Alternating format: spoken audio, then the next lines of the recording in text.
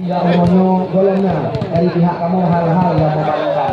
Tujuan kamu tiada lain dan tiada bukan effort yang lebih besar bisa dilakukan di lapangan Kecamatan Ikang. Masih kita saksikan Sobisan Gampal lawan yang diperagakan. Ini dia akhir jali-jali.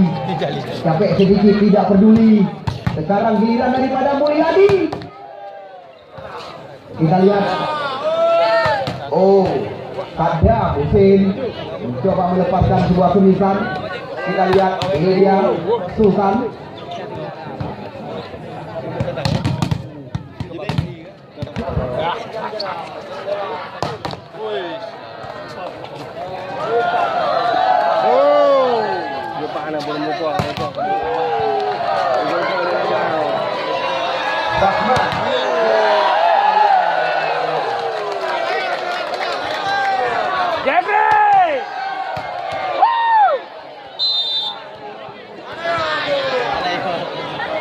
Mau datangnya Pampung bola, sang lah dia Proliga.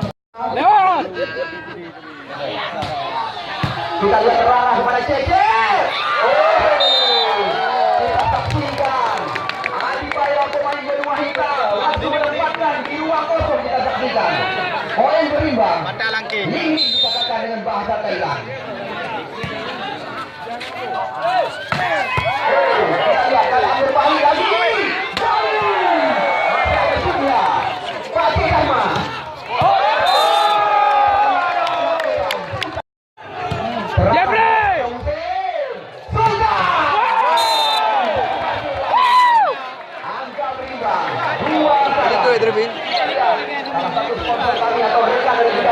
Kedua belah lapangan.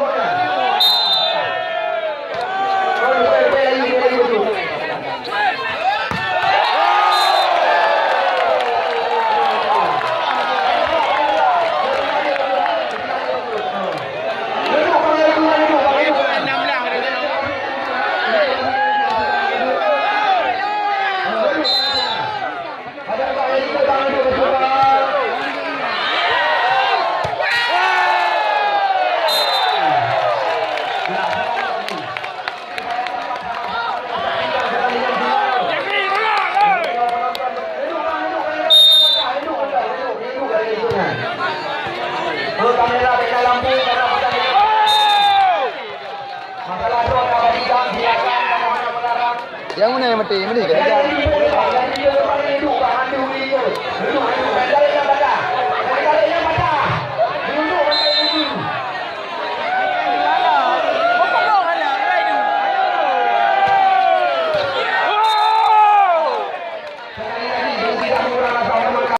Berimbang 5 saban.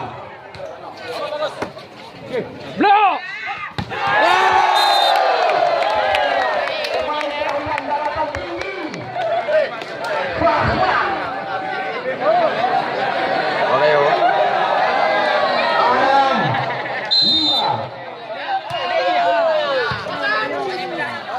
Lima.